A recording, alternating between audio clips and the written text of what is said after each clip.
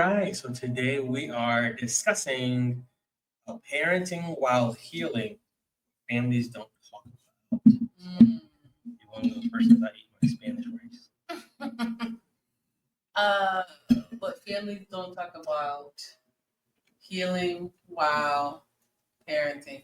So it's ideal, right? Like in hindsight, thinking about how when we were preparing to be married, like just to catch y'all up, like Drew and I were single for good periods of time, like years, before meeting each other. And so we had space and time to like get to know ourselves, some things that we wanted to do without other people being like involved. Am I right? Like you can definitely chime into that part. But I'll speak for myself, like I took a lot of time to spend time on me. I had a daughter already, so some things came up in my journey of preparing for marriage because I knew I wanted to be married. Like I desired to be married, and I felt like God wanted that for me as well. And so, like things were lining up for me. But while things were lining up for me, like I'm learning some of the basic things, like how to cook, how to, I don't know, what it might be like to share space with somebody else, watching all these YouTube videos, talking to friends, and getting counsel from people at church and stuff like that. But um, one thing that came up for me that I did not expect was the need for healing. I did not, and on my little checklist of things to prepare for, that was not on the list because honestly, I had a lot of pride and just thought like I'm good. Like I was having successes in my life that didn't make me think something else needed to happen, like in regards to the past or anything like that. But as soon as Drew came in the picture, that thing kicked up. Where I remember like God literally telling me like you need to heal, and then that's when my book came about, all of that.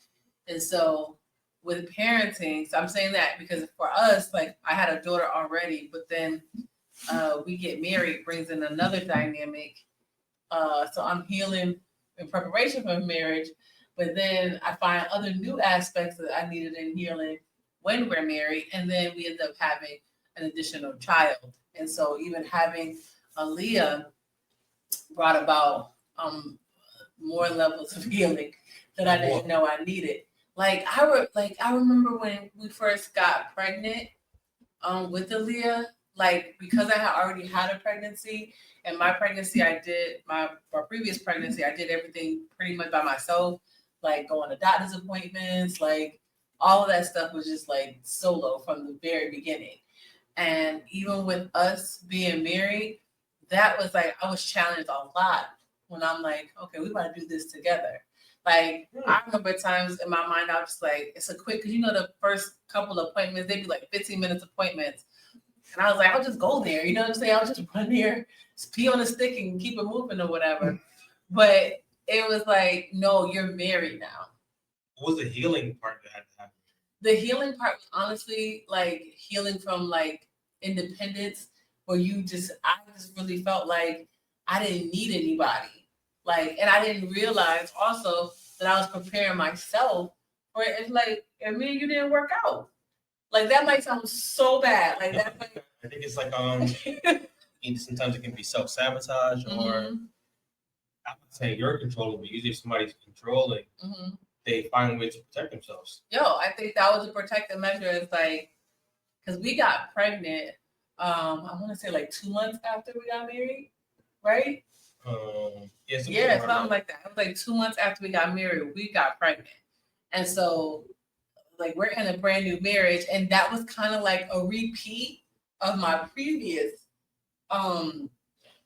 pregnancy, where I meet somebody and I didn't get married, but I like got pregnant really quick. So like I didn't realize these things were happening in my heart because it's looking real familiar.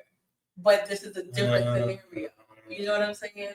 Or even when we went, because our oldest daughter was diagnosed on the autism spectrum when she was 3, but I had complications and stuff from the onset of the pregnancy. So even when we went through having Aaliyah, our second daughter, Like, I remember when they thought the same exact thing was an issue for Aaliyah that they found with Anaya. And I remember like getting like my body just reacting like, oh my God, like this again.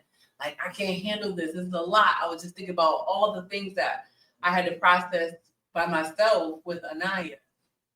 And I had to heal from that when I heard Holy Spirit in that room that day. And he said, this is a different case. How did you handle?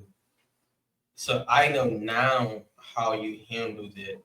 Mm-hmm. You could say how you might have done it differently. How did you handle your parent? Mm-hmm. You got 2 kids now, and you hear the second one might have the same issue as the first one. Mm-hmm. What comes up? Like what comes up for you? Like, yo, is this happening again? Mm-hmm. Or is it like, am I making mistakes? What comes up? I think what came up was immediately like my body. You know that book that you told me about. Body Keeps Score. It's like my body reacted. That told me something was wrong. Like told me like, yo, my response is like something's happening in myself where I'm hurting. Mm-hmm. Not just from what they're telling me, but it's like a recall, like, oh, I've been here before and I remember how that felt. And it's like, we're still at the stage of like investigation. I'm already at like, this is what we gotta do. And it's like, no, like, can we get when we started YouTubing, like, when you thought like her spinning was the signs of autism, like anything she was doing, you were starting to YouTube, like, I wonder if she has this, she. Yeah. So then it brought up a level of fear, anxiety, but I realized it was connected with healing that needed to take place from the trauma. You won't want, people might not want to say that, but when you go into having a child and you do not think about, all you do is think about the ideal, when you watching movies and channels and all that stuff, and you never think about like you could possibly have a scenario where you have a special needs child or something might not happen the way you ideally thought, and you don't think about those things. And it's like, I realized that I just went back to that place of uncertainty, and it caused me to not trust God. And even when I heard him, because that's another thing, like you'll know the voice of God because if you have a relationship with him, and to hear him say to me, this is another case, I was like, it's another case, but the facts is looking real similar to what I've experienced. So what do you think needed to heal? Like, so you got all the facts, you see what's happening. Mm-hmm. What was the thing you would say had needed to heal? I think, honestly, let me not say I think. I know that I did not heal from my previous trauma. I'm sorry, and I was saying that sometimes you don't want to say trauma can be connected with like having a child. But like, the things that I think having a child is trauma. No, not just the pregnancy of going through the stages of pregnancy, but I think your body going through that much intensity, mm-hmm. and there's nothing that comes after. Yeah. That like just helps the body heal. It's just like the baby's here, you got a couple days. No, but that's the thing though. Okay, so like that's a natural like occurrence of life for a woman. Like you don't know what the pain's gonna feel like, but you're going to experience pain, right? And so a lot of times crisis, when I think of it, it's like crisis is like when you feared like almost life or death, and because of the unknown. Like because of an occurrence had you fear so much, like life or death, you were just like traumatized by that event. Having a baby is not in itself inherent, in my opinion, like literally having a child. It's not trauma in itself until something goes wrong. Because like having the baby is like, I know she got to come out. You know what I'm saying? So I know that. But the part of when something happens, like you're about to deliver, and all of a sudden they say we got to do emergency C-section. That's trauma. That could be trauma because you might be some women. Because remember, the same event could not be trauma to one, but trauma to somebody else. Yep. It's all about your perception of what is happening.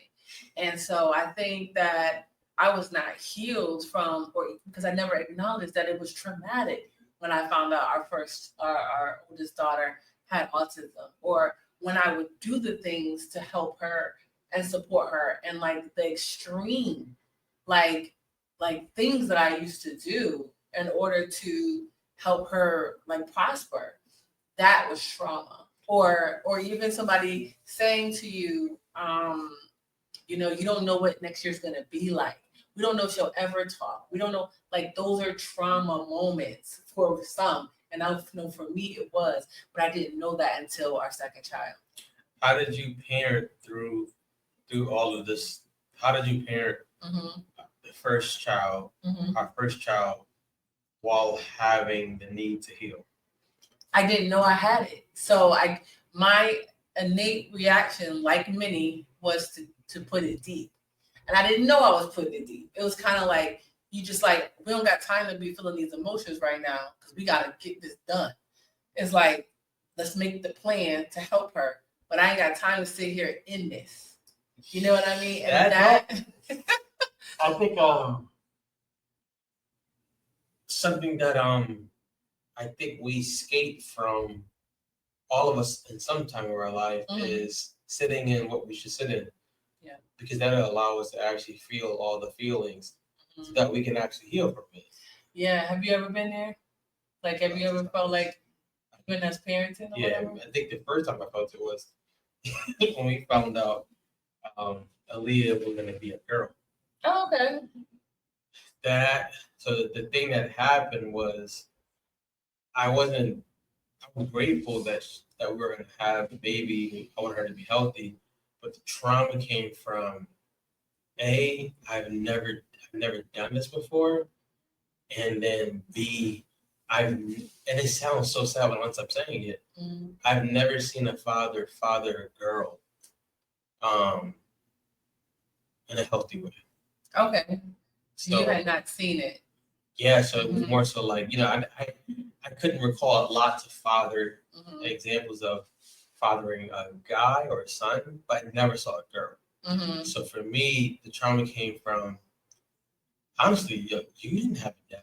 How are you about to do this unknown thing when you are still learning your wife and all that stuff? But the bigger part of the trauma was more so when she came, I realized there were habits and toxic traits that I was going to have to address, and I was scared. In her? In me. Ooh, because I said, so I was like, if I don't address them, she's gonna inherit them, or they're gonna come out at her. But the part was, when do you have time to actually heal? Because you don't get a break. Right. Like, it would be cool if you be like, yo, take 3 months off and go heal. Like, just go to the desert and go heal. But it's more so like, you still gotta run your regular life. You still gotta, you have to find out how to parent. You have to do all of these things. So for me, it was, I got to address a lot in myself. Don't know how to do it. I don't know how to give myself grace at that time. And at that time, I wasn't in therapy. So it was like, how is this about to happen? And then I'm like, you don't go tell Jamaica all that stuff, because she's going to be like, we about to go through 9 months. Yeah. So that was hard. You know what's crazy? I'm thinking about sometimes you need a wake up call, and sometimes it'll come in the voice of like an unexpected way, or even like where you might get offended if you're not in tune with your own heart, where you're like, okay, I acknowledge that there's something here. Your niece had said something to me when we first had Aaliyah. She was like, you need to spend more time with her. And I was like, little girl, who you think you're talking to? She's not a child. But that's, my mind initially went to that. But then my heart was like, stay in that. Like, hear what she's saying to you.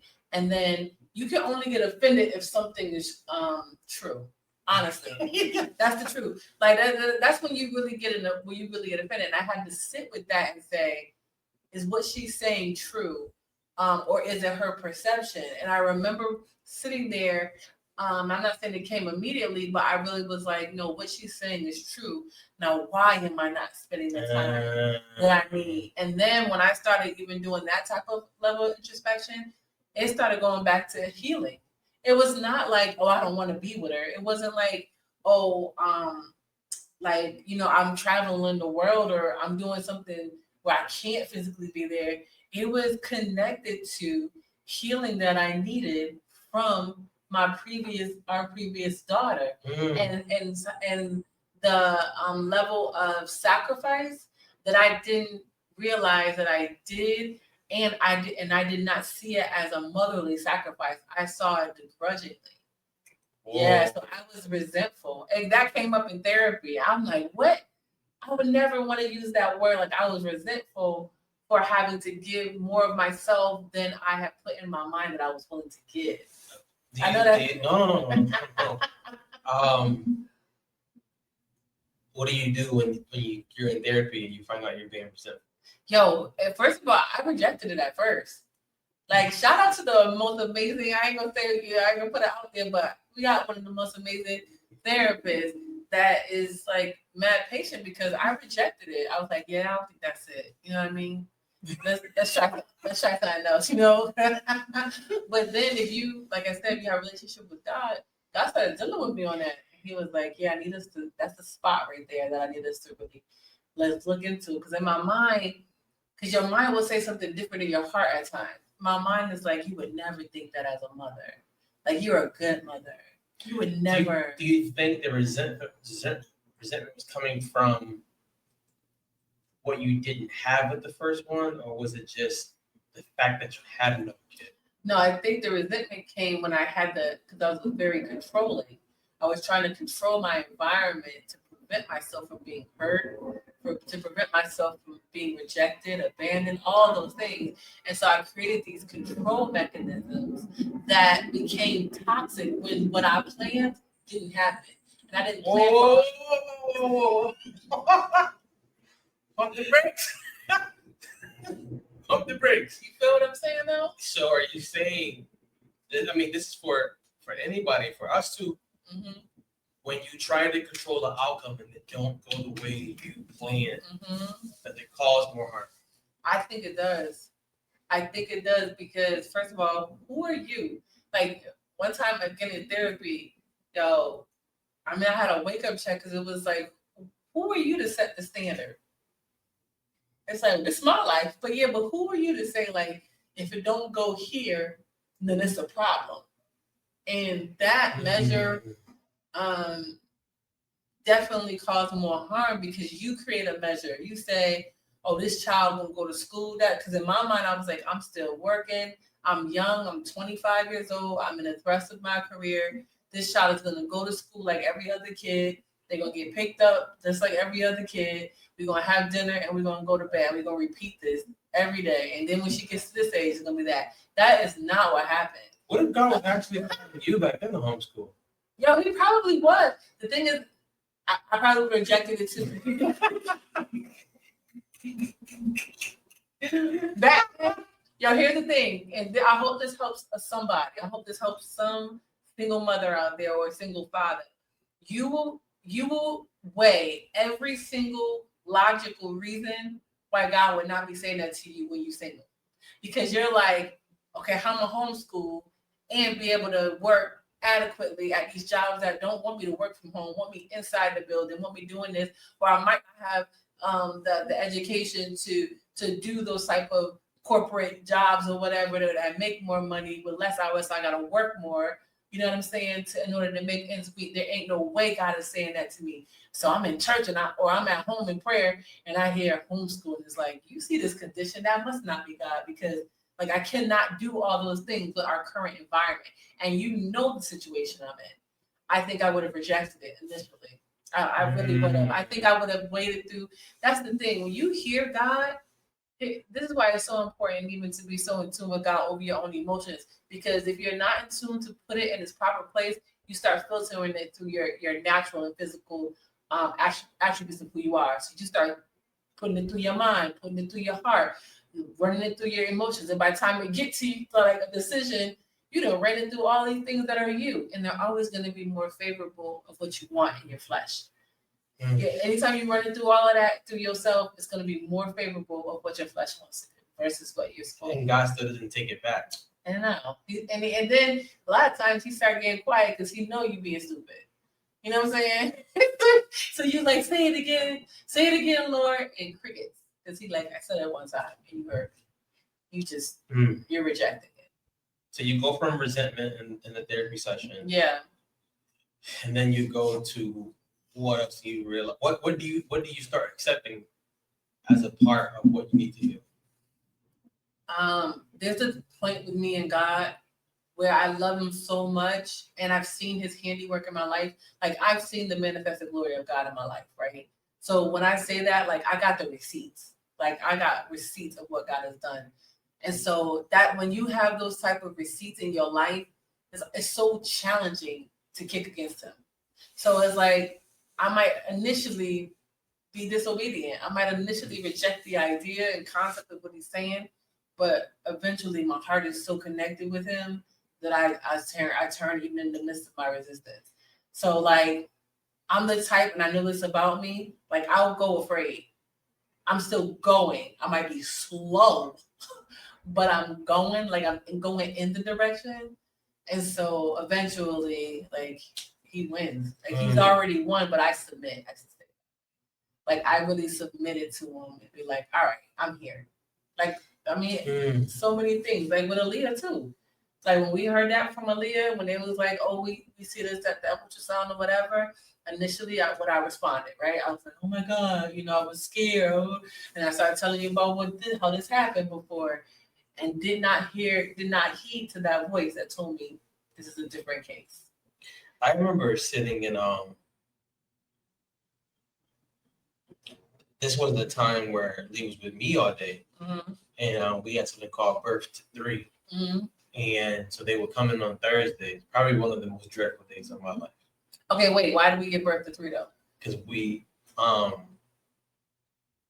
she wasn't talking. She wasn't talking, and the doctor was like, she should be talking at this time, blah blah blah blah. I'm still gonna stand by this to this day that kids are gonna grow at their pace. We were during the pandemic too. During the pandemic, so we weren't around anybody, but ourselves. So I'm a big proponent on kids are gonna develop at their pace and stuff like that. So we all just box them in like they have to be here at the stage of such. So we got the doctor. She's recommended this thing called Birth to 3. So they come into your home for an hour once a week, and they try to get the child to talk and stuff like that. And it was so painful because I'm thinking in my head, I'm not gonna have 2 daughters with autism. I've never really been a father because I've only been a father at that time for 3 years. Yeah, you played Big Butterfly? No. Oh. I don't know what Brown came about. Sorry. I'm about to say pause, y'all. Pause. This is 3 years. So Leah's 3. And I'm like, I'm about to be a father of 2 daughters with autism. I'm not gonna trade them in. I'm not gonna treat them any less. But I'm like, it's hard enough being a dad, period. Let alone with a different layer. But the painful part of parenting that was I had to sit there while she got evaluated for that hour. Oh yeah. So I would just be sitting there and they'd be like, can you say this? And she wouldn't say nothing. And then when they would leave, she would start saying stuff. I remember you said that to me. She would leave and she would start saying stuff. And that process alone of me having Aaliyah with me. So I would train in the morning, early in the morning. I would run back home. That's what we were in. We could, if we would have started ourselves now, we would have stopped that training. I'm like, something got to stop. So I run to the gym early in the morning, run back to get gym so Jamaica can get ready to go across the highway to work. Yep. And I would have Leah with me from about maybe about 7:30 a.m. to about 4:30 p.m. And when they would come for that visit, I would cry after because nobody would see me, and I would just be like, she's not gonna not talk. Like I'm not sure why she's not talking. She would say the words when they left, but the painful thing was when we had I seen Jamaica leave out the house, and I saw Jamaica not look at what was going on, and I was like, damn, that must be more painful for her Mm-hmm. than it is for me because she's been here before. Mm-hmm. We're believing God for this, Mm-hmm. and it don't look like God's coming through at all. Yep. So we thought it was more about Aaliyah, but that was actually a big piece was for us. Like a lot of I didn't know. I didn't know. I was like, I'm gonna father her, yeah, regardless. But I remember one time we went to the park. yeah. It was during COVID, so we had to have masks and stuff like that. We went to the park. Mm-hmm. Aaliyah played, but she wouldn't talk. Okay. And I got in the car and I cried. Mm-hmm. And I was like, honey, just say something so they can pass you or they can whatever. Uh-huh. And Aaliyah started crying. She started crying. I was not about to cry. I was. It was that day was so. It felt like somebody was like put a dagger in you and just like turning it. Yeah. And I was like, what's going on? Like we praying for healing. You throw the little self-righteous stuff up there, like we did this and we got her in marriage and all this stuff. And I drove her to McDonald's and she ate it. We went to the house. That day I was just like, if she's gonna have autism, and I have to parent her, you gotta show me how to do this. Yeah. And that was the day when God was like, I've been trying to show you how to do all along. Because I kept going back to God in my secret time, like, I don't want to do this. I've never been a father. I never had a father. I don't see good father examples. I'm by myself. And he's like, you're not. I'm fathering you to father her. Yeah. So like the healing part was I'm healing childhood stuff in you so that you're healed and you can father her from a healed place. Right. But it doesn't mean it always feels smooth. Yeah. Or looks smooth, because at that time I was like, Jamaica gets to. At first I was like, Jamaica gets to go out and be with the adults, and not over there rebuking demons at work. Like, wish I could be home. Like, what? It was just the perspective. It was the perspective, and I'm like, I gotta face this with her, and it made me realize that parenting while healing is an ongoing process. Yeah. You're always taking layers off. You're always like the parents we are for them now are not the parents that we were 6 years ago, or will be in 6 years. And that comes from addressing the things that you need to heal, which is not always easy. Yeah, even with our oldest though too. I always tell her she be comparing like you ain't never do that with Aaliyah, with me, blah blah blah. And I'm like, I'm not the same parent I was with you. So I'm like, I'm willing to sit in your healing process that you need because of what you might have felt that I wasn't. I'm willing to sit in that because I realize I'm not the same person because I wasn't healed in the way that I am more healed. I'm not fully healed. Like we are being healed as we go. And it's like, you're going to see even a different side. Aaliyah's going to see a different side of me 5-10 years from now. Well, kudos to you because she sees a different side of you now than she did 3 years ago. Yes, this is true. So, like I said before, we had a schedule that was, if we was now, we would have checked. Yeah. I worked in the morning, early in the morning. Jamaica worked in the midday until like about 4:35. Yes. So I would work, run back. So Jamaica would go. Jamaica would be running back to relieve me to go put in like 2 other hours at the gym and stuff like that. So the kids were just used to seeing like us passing, and it was just like we were just holding on by the skin of our teeth. What would you have changed in our parenting then with what you know now? Honestly, I would have reassessed for us to scale back on our expenses. To see how we could stop the run. Because that's what we was trying to do. We was trying to make the books balance. You know what I'm saying? Like, and now in hindsight, I'm like, the economy is worse now. And we have done so much better with like putting things that we actually feel are like our needs that we feel adds value to our lives versus like the things that the Joneses told us we had to have. And that, if I would have known that back then, I would have been like, babe, we don't need 2 cars. We would have got rid of both those cars. And we had 2 cars at the same time. 2 car payments. You know what I'm saying? That's two insurances, full coverage, all of that. Like I would have been like, let's stop this. So I think when you're in the process, when it's time for you to heal, I think you're running so fast that you think something bad's gonna happen if I stop. Yeah. Because if you stop, you gotta start facing all of those things. What would you advise someone to do who's scared to face stuff? Somebody that's scared to face stuff, I was gonna say, evaluate where you are in comparison to when you came up with that concept. Oh, okay. Stop playing with me. Stop playing. That. Yeah, because a lot of the distress happened when I'm saying I was single and then got married and did not reestablish and reassess what I had already determined as a single person. And it's like, now we're married, it's like, let's reassess who we are versus like me trying to bring her and you trying to bring him and making the two agree. That was, I think, where we made a huge mistake. We didn't know. I mean, we had no idea, but that's what I would tell somebody. Like, do the reassessment. Remember, we went and did our whiteboard all over again for the us. It was like we eliminated like me saying all my goals, you saying all your goals, and then like trying to make those goals come together. We eliminated those two people and said, this is the new us.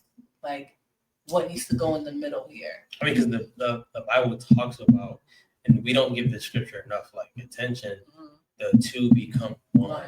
And we were like, my goals are 10 over here, your goals are 10 over there, right? Whatever's in the middle. I'm like, listen, we on the 10-year mark of my 10-year plan, so we gotta finish that. Just like on the 10-year plan, when I created it, you wasn't in the picture. You know what I'm saying? So you can't go back to that original drawing board that you drew up or created. And then a lot of times you created it in your own strength. You ain't even consult God if you're a believer in Christ. You know what I mean? Or you created it out of trauma. Yeah, you created it out of trauma. Out of like, because you're like, I ain't about to be poor again. That's a real thing. Like, I'm gonna be poor again, so I'm gonna work myself to what would have been a tangible thing that they could have done? I would have said, we had said this before in another episode, that we would have done. I wish we would have the whiteboard. These are all things that we have, the things that we're doing, the goals, what gets crossed off. What do we start fresh? Yeah. And I would say do that because sometimes the thing you're afraid to confront with healing, your biggest like relief comes through when you actually start to confront it. Yeah. With help. I'm not telling anybody. Yeah. Go and confront these deep things by yourself. Like get you a therapist. I'm about to say Ayana. No shade to Ayana. Yeah, no shade. She got some great tactics. Great strategies, but no shade. I would say get with a therapist. And the reason why I would say a therapist over just a trusted friend is because a therapist is going to help you have language and the tools. And the tools. And you need the tools because you need to do some stuff after. But I would say get a therapist to help you confront what you don't know. Because when I first started going to therapy, I thought I was going to therapy for my dad. Oh, really? Okay. I'm not going to say really what it really was. Yeah. That I don't want to offend nobody. What it really was, but I was like, I'm coming from that. And then like, or like therapy, like they gentle with you. And then that one session, she said, "Can it be this really what it was?" And I was like, "No, it can't be. Why would you say something like that?" I got probably 2 minutes to my car. That's how you know too. What one other nugget that's in line with that? I remember that being so callous and saying, I'm going to therapy because a friend told me to, but I don't need this. I can deal with this. And I remember the therapist saying, if you start crying when you leave. I remember her saying, if you start crying when you leave, it's okay. It's literally your body responding to say, I'm releasing. And I remember I was driving the car. It didn't even give me no time, yo. It just kind of like bam. That was my first therapy session. I drove. It was a pandemic, so I had it in a car. Yeah. I drove to Avon, in Connecticut. So I was like, I'll drive. I'll get some lunch while I'm there. And man, I was good during the call. As soon as I hung up, I was like weeping for like 10 minutes in this Walmart parking lot and not like really understanding why. Weeping. And I'm like weeping. I was like, I can't go in the store to get nothing to eat because my eyes is red. And I'm like, what's happening? And I initially went because I was like, number one, Tamika's been telling me to go for 3 years. I should have listened first year. Second, I was like, Aaliyah's here. I cannot put her through this. So I'm like, I'm just coming to my wife's side and my daughter. And man, that junk, it hit parts of me. I don't think if I didn't heal from that initial stuff, I don't think I could ever really be present with Aaliyah. Ever. Because all the stuff was just blocking me. I remember one time Tamika said this, and she probably don't remember. It broke my heart. And she was so right. She said, you don't even notice that your daughter don't have socks. And I was like, what you mean? You want to argue about socks? So me being who I was at that time, ran and got her some socks. She said, it ain't about the socks. It's about you being in tune with her. And this is before I started taking therapy. And I was like, what you mean? Like, I'm here, I'm contributing, blah, blah, blah. If it's getting dark, we're outside, but hearing it would be good for you. I'm like, I'm contributing, stuff like that. And I sat with it. And I was like, how you didn't know your daughter got socks? And you got on Nike socks. And I was like, I just didn't remember. And I started just writing like, how come you didn't notice it? And it was like that pain of, I kept holding this thing in my head. I'm not going to be a good parent or a good dad because I never had a good dad. And that healing part with God, if it never happened or started, I wouldn't be a good dad. Or a 9. Like, and there's way more growth I have to do for them, but I wouldn't be alert because I would just literally be like, oh, are they living? Yeah. Did they eat? Yeah. Then we're good. No, listen.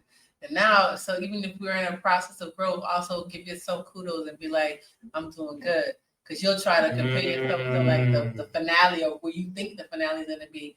But to me, I'm like, you doing good when we got to peel her off of you off the couch. Like, he is not a chair. You know what I'm saying? Or she asking you when we go to bed. It's like, you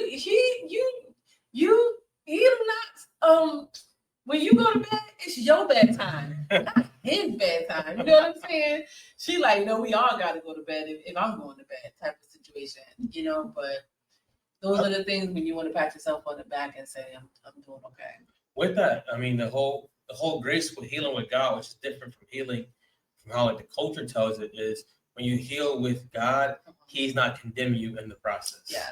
So He's not beating you up for what you didn't do or what you don't know in the process, and He's not saying you can't be used while you're being healed. Right. That's usually something that we get stuck on. But I can honestly say, like, fathering Aaliyah and Anaya has made me open to more healing because I see the places they won't be able to go if we don't heal. Yeah. Like, they won't have emotional intelligence. They won't be open. They'll be that 50-year-old person who's still blaming the world for where they're at. Yeah. And because we didn't heal enough to realize, hey, and we've done this to give us kudos. We'd be like, yo, today we taking a family day. Yeah. We about to go out, just hang out with each other and eat. Tamika did this when we went to Great Wolf Lodge. Hey, I know we're trying to save and I know we're trying to do these things, but we all need some time to go breathe, be together. And it was healing. Like, we always heal a lot near water and just going out, but definitely give yourself grace because parenting is hard. Yeah. You're learning yourself, you're learning this kid, and you're doing it in real time. There's not like no, you go learn how to parent for 5 years and then you do it. It's like you're learning it all at once. What would you say to land the plane? What would you say your biggest breakthrough of healing has been while parenting? The biggest breakthrough.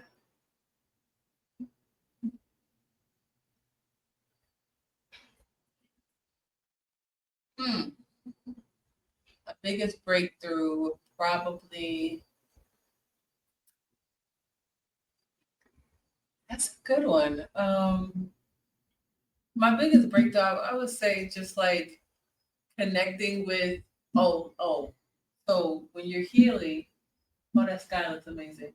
When you're when you're healing, um, a lot of times you have casualties of your healing, or even those that you have to forgive, or those that you may never get an apology from, but that you have to address.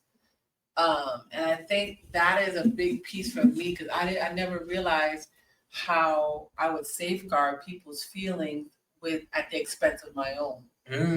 And as I've been healing as a mom, it didn't just come up in relationship to our children, but it came up in relationship to others around me too. Parents, siblings, friends, you know what I'm saying?